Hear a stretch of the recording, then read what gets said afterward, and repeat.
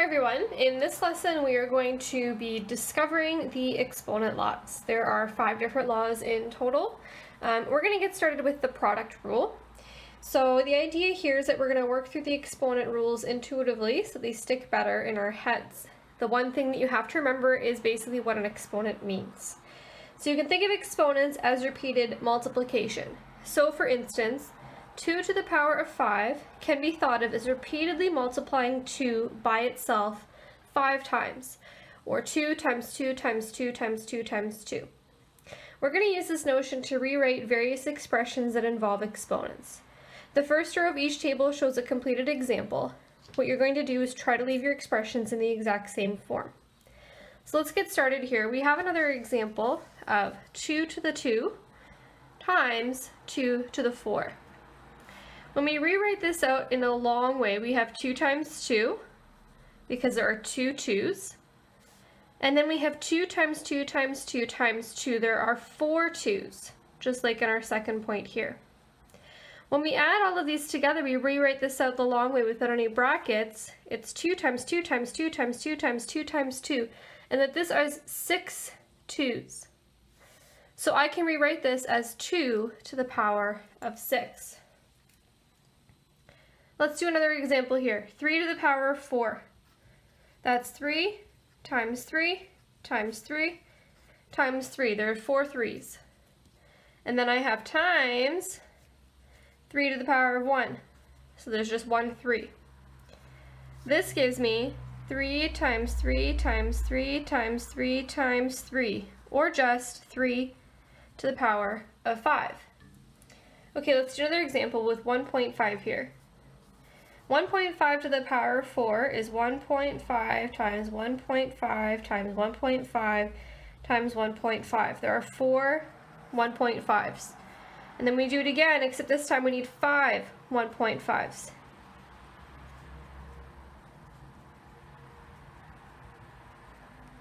We can see in total I'm going to have 9 1.5s. So my simplified form is going to be 1.5 to the power of 9. Another example, 7 to the power of 2, so that's 7 times 7 times 7 to the power of 6. 7 times 7 times 7 times 7 times 7 times 7. There are 1, 2, 3, 4, 5, 6, 7, 8 7's here. So I'm going to do 7 to the power of 8. Finally, we're going to do x's this time, so I'm going to have 3 x's first, and then 5 x's second. We can see in total there's 1, 2, 3, 4, 5, 6, 7, 8 x's. So I'm going to do x to the power of 8. And in general, if I have a number to the power of m could be any number, and if I have x to the power of n could be any other number, our pattern here was that we were adding the exponents together. 2 and 4 makes 6. 4 and 1 makes 5. 4 and 5 makes 9. 2 and 6 makes 8. 3 and 5 makes 8. So m and n, we just have to add together. We're going to say x to the power of m plus n. All we have to do is add them there. Okay? So to write the rule in your own words, one way that you could write it would be is when you have the same base raised to exponents, you can add the exponents. So same base raised to exponents, you can add the exponents. Okay, let's do 2 examples here with numbers. So let's see if I had 100 to the power of 2 times 100 to the power of 9. This would give me 100 to the power of 11. Another example, let's say I have negative 4 to the power of 2 times negative 4 to the power of 5 This is going to be negative 4 to the power of 7. We do two algebraic examples with letters, so let's do a to the power of 6 and a to the power of 4, and let's just throw in another a there. That'll be to the power of 1. 6 plus 4 plus 1, a to the power of 11. And then we can do y to the power of 2, y to the power of 8, y to the power of 3 times y. 2 plus 8 plus 3 plus 1 is 14. Y to the power of 14. Okay, and that is your product rule. We are remembering that we are able to add exponents that have the same base. Let's take a look now at our next exponent law, the quotient rule. Okay, so let's look at our first example here. I have 3 to the power of 5 divided by 3 to the power of 2. This is rewritten as 3 times 3 times 3 times 3 times 3. There's 5 3's on top, 2 3's in the bottom. We can cancel out the 3's on the top. So we can go, this 3 cancels out with this 3, and this 3 cancels out with this 3. That leaves me with 3 3's left on top and just 1 on the bottom. And that's going to be the same thing as 3 to the power of 3. Let's do another example. 6 to the power of 6 divided by 6 to the power of 2. So I'm going to go 6 times 6 times 6 times 6 times 6 times 6, all divided by 6 times 6. I can go ahead and start crossing these off. I can say, well, those two 6's cancel out. Those two 6's cancel out. What am I left with is 6 to the power of 4. Let's do another one. 5.2 to the power of 2. So that's 5.2 times 5.2 divided by 5.2 to the power of 1. Okay, once again, we're just going to look to cross off as many as we can. In this case, we can get rid of the 1 on the bottom. We're just left with 5.2, which is 5.2 to the power of 1. Let's do it now with x's. I have 10 x's here. 1, 2, 3, 4, 5, 6, 7, 8, 9, 10. Divided by 5 x's. 1, 2, 3, 4, 5. I can once again go ahead and cross these out. And I am left with 5 x's on top, or x to the power of 5. So in general, what we're going to be looking at, we notice the pattern here is that we are actually subtracting our exponents. I have 5 on top minus 2 on the bottom gives me 3. 6 on top minus 2 on the bottom leaves me with 4.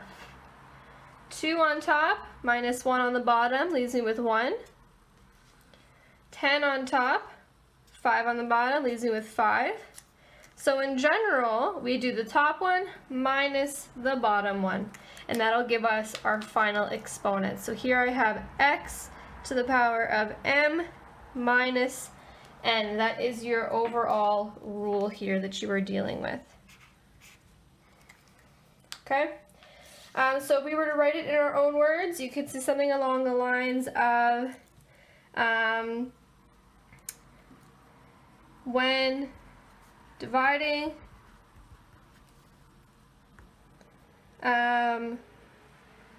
exponents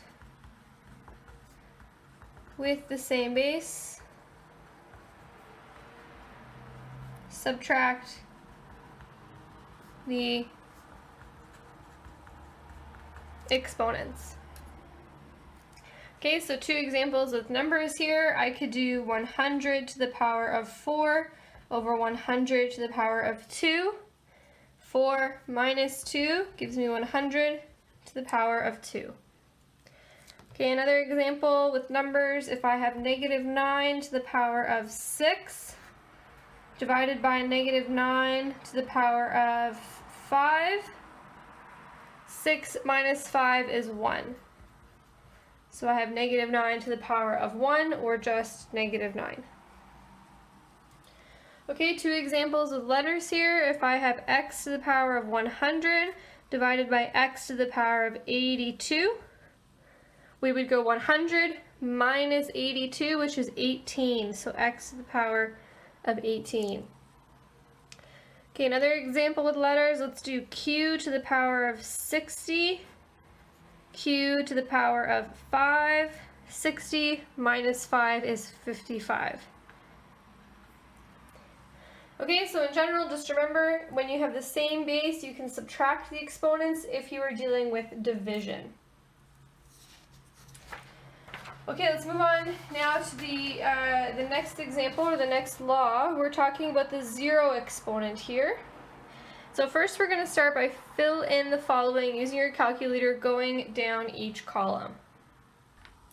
Okay, so I'm going to go 2 to the power of 5 is 32. 2 to the power of 4 is 16. 2 to the power of 3 is 8. 2 to the power of 2 is 4. And 2 to the power of 1 is 2.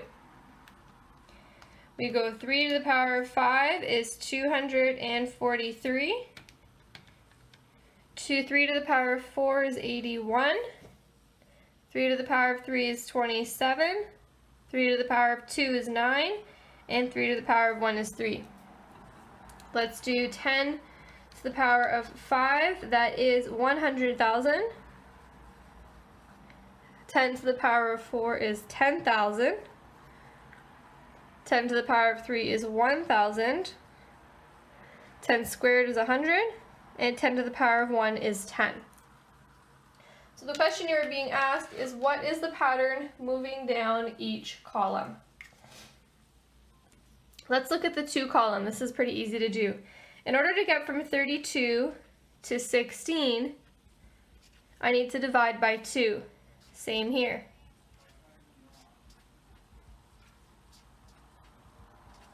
That is our pattern as we move down. And notice that the number we have to divide by each step is the same number as the base. Let's do another example here. Let's test it out. In order to get from 243 to 81, I need to divide by 3. 81 to 27, divide by 3. 27 and 9, divide by 3. 9 to 3, divide by 3. And once again, it's the exact same number as your base. Our final example here, we need to divide by tens in order to move down our column. And that is also our base. So what is the pattern moving down each column? You need to divide by the base number. So then in order to finish the pattern, in order to get 2 to the power of 0 from 2 to the power of 1, I may need to take 2 divided by 2. 2 divided by 2 is 1. Let's do the same thing here. In order to get 3 to the power of 0, I need to do 3 to the power of 1, which is 3, and I need to divide by 3 to get the next step. So that'll be 3 divided by 3, which is 1. Same example here with tens this time. In order to get 10 to the power of 0, I need to take 10 to the power of 1, which is 10, and then divide it by 10. 10 divided by 10 is 1. So what's the rule here? It's very simple. Anything to the power of 0 is 1.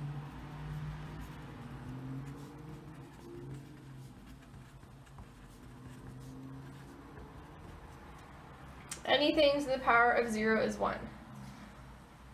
A couple of examples here. If I have negative 90 to the power of 0, that's 1. If I have a million, or whatever that number is, to the power of 0, it's 1. Q to the power of 0 is 1. X to the power of 0 is also 1. Anything to the power of 0 is 1. Okay. That's the easiest exponent law. Let's look at the next one. Our next exponent law here, we are dealing with negative exponents. we have to fill in the column of our chart here going down vertically, just like we did in our previous example, okay? So we're going to do 2 to the power of 3, that was 8, 4, 2, 1. This will be 27, 9, 3, 1. 1,000, 100, 10, 1. And we recall that we were moving down, okay, each step of the way. We were dividing by the base number.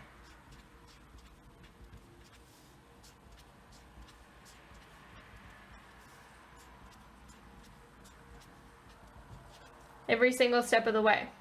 So what would happen if I continued to count backwards? What would happen if I said, okay, so I went 3, 2, 1, 0. Well, if I continue to count backwards, that's 2 to the negative 1.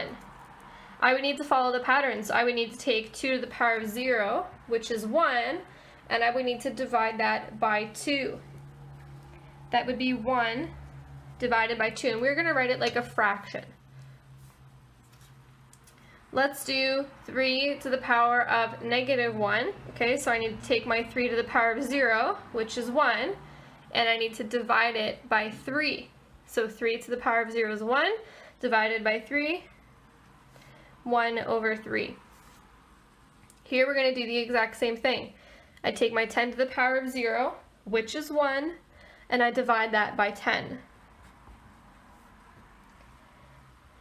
To give me 1 over 10. Let's continue the pattern here. We're going to write these as a fraction. In order to get 2 to the power of negative 2, we need to take 1 over 2 and divide it by 2, which is 1 over 4. In order to get 2 to the power of negative 3, I need to do 1 over 4 divided by 2, which is 1 over 8. Interesting. In order to get 3 to the power of negative 2, I need to take 1 over 3 and divide it by 3. That gives me 1 over 9. In order to get 3 to the power of negative 3, I need to take 1 over 9 divided by 3. That'll be 1 over 27. 10 to the power of negative 2, we have got to take 1 over 10 divided by 10, and that's going to be 1 over 100. 10 to the negative 3, we need to take 1 over 100, divide that by 10, that'll be 1 over 1,000. Let's look at the relationship first between 2 to the power of 3 and 2 to the power of negative 3. 2 to the power of 3 was 8. 2 to the power of negative 3 was 1 over 8. It's the same pattern when we do the 3's. 3 to the power of 3 is 27. 3 to the negative 3 is 1 over 27. It works with anything. We can do it with the 2's. Let's do 10 to the 2. That's 100. 10 to the negative 2 is 1 over 100. So those are our similarities, okay? How can you use this to help you answer the questions? Well, you just know that any number to the power of a negative exponent is 1 over the answer of that exponent. So we can say any number, or we can use this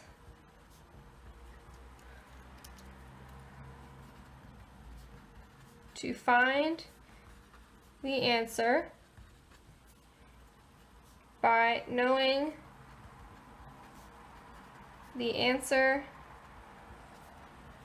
the positive exponent, and putting it in the denominator. And because I've just written it out, I'm going to put my rule in my own words as being, if I have x to the power of a negative a, okay, a could be any number. This is the same thing as 1 over x to the power of a. So we just make a positive and we put it in the bottom. Let's look at a couple of numerical examples here.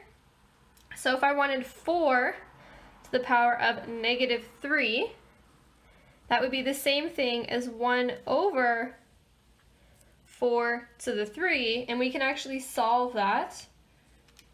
4 to the power of 3 is 64, so my answer is 1 over 64. Okay, we'll do a numerical example, a second one here. If I had 9 to the power of negative 4, that's the same thing as 1 over 9 to the 4. 9 to the power of 4 is 6,561, so my answer is 1 over 6,561. Let's do an algebraic example here with some letters. If I have r to the power of negative 100, that's going to be the same thing as 1 over r to the power of 100. If I want s to the power of negative 2, that's going to be the same thing as 1 over s to the 2. So we're just making it into a fraction. We're putting it in the bottom. Okay, and last but not least, we're going to do our rational exponents. Okay? We're just going to fill in the next two rows with the pattern that we see. So let's first look at the pattern here. While the first row just dealing with ones is not remarkably useful because there's just a whole bunch of ones everywhere. But let's look at our row number 2. If I have 2 squared, that gives me 4. I know that. If I do 4, so if I take the same number to the power of 1 over 2, that gives me 2. 2 is what I started with previously. So it appears as though 2 and 1 over 2 can undo each other. They can go backwards. Let's take a look at another example here. If I have 3 squared, that equals 9. Okay? 9 being my answer, but if I wanted to start with 9, and if I made 9 to the power of 1 over 2, that would give me 3, and that gives me right back to where I started. I started at 3 squared. Once again, we have our 2 and our 1 over 2 that are undoing each other. Let's look at the next example. 4 squared is 16. I want to start with 16. I raise it to the power of 1 over 2. That gets me back to 4. 4 is right where I started. 2 and 1 over 2 seem to undo each other. Let's follow the next pattern. So this time I have 5 squared. 5 squared is 25. This seems to be the beginning, and then here we're going to go backwards. So here I'm going to do 25, and this time I'm doing to the power of 1 over 2, because that seems to undo 2. That will give me 5. It'll put me right back where I started. Let's do 6 squared. 6 squared is 36. If I want to do 36 to the power of 1 over 2, that'll get me 6. It'll go right back to where I started. So we're going to compare the numbers in the two columns and describe any relationships we see. But we've been doing that. I've been saying that raising something to the exponent of 2 and raising something to the exponent of 1 over 2, well, 1 over 2 undoes the 2. It's the opposite. We can also notice that it is taking the square root. The square root of 4 is 2. The square root of 9 is 3. The square root of 6 is 14.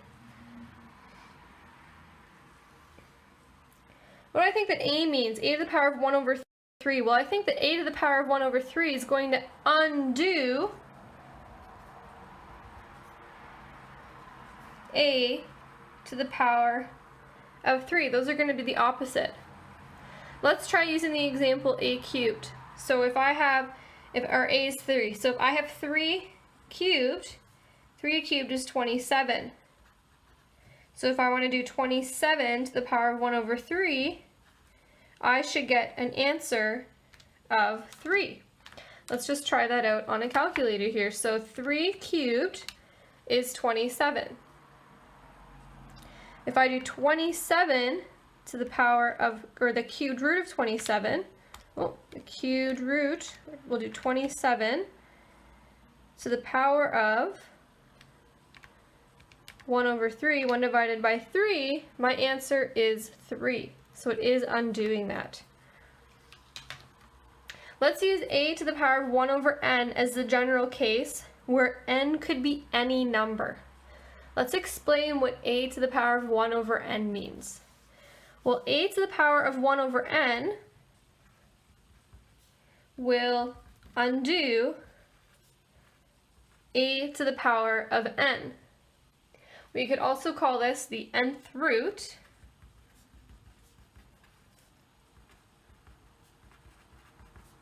of a. Here, in our very first example, we were dealing with the square root because the number was 2. Here, we are dealing with the cubed root because the number is 3. The denominator is 3. In this example, we have the nth root of a. Let's take this to the next level now. We're going to complete the last 2 columns of the table, follow the example in the first row. So here I have, if I've got 4 to the power of 1 over 2, that gives me 2 to the power of 1, which is 2. 4 to the power of 3 over 2 is the same thing as 2 to the power of 3, which is 8. 4 to the power of 5 over 2 is the same thing as 2 to the power of 5, which is 32. Interesting. Notice how the 3, the 5 matches up with the top, whereas 2 is the same thing, we remember, as 4 to the power of 1 over 2. So it's like we're doing 4 to the power of 1 over 2, and then we're doing that again. Let's do another example here. 9 to the power of 1 over 2, we know is 3. We saw that just before. So if I do 9 to the power of 3 over 2, that'll be the same thing as 3 to the power of 3, which is going to be the same thing as 27. Here we are going to do 3 to the power of 5 over 2. That's going to be the same, or 9 to the power of 5 over 2, which is going to be the same thing as 3 to the power of 5. 3 to the power of 5 is 243. Let's do it with 16 this time and the number 4. So 16 to the power of 1 over 2 is 4. We did see that in our previous example. Now I can do 16 to the power of 3 over 2. 16 to the power of 3 over 2 is 4 to the power of 3. 4 to the power of 3 is 64. We do this again. 16 to the power of 5 over 2 is the same thing as 4 to the power of 5. Remember, 16 to the power of 1 over 2 got us 4, so that's where these 4s and these 3s are coming from. 4 to the power of 5 is 1024. Next example. 25 to the power of 1 over 2 is 5, so we're going to use that here. So we do 25 to the power of 3 over 2 is going to be 5 to the power of 3. 5 to the power of 3 is 125. 25 to the power of 5 over 2 is going to be the same thing as 5 to the power of 5. 5 to the power of 5 is 3,125. So the little hint at the bottom here is that we can think of the exponent 3 over 2 as the product of 1 over 2 times 3. Using this information, explain how the values of a 3 over 2 and a 5 over 2 are related to the value a 1 over 2. So if I'm starting with a 3 over 2, we said that was the exact same thing as doing a to the 1 over 2 to the power of 3. A to the 5 over 2 is the same thing as doing a to the power of 1 over 2 all to the power of 5. We were taking what the square root was, or what the power of 1 over 2 was, that we saw above on this sheet. We were finding that answer, and then we were putting it to whatever our numerator was. So our numerator goes on the inside of the brackets. And that's it.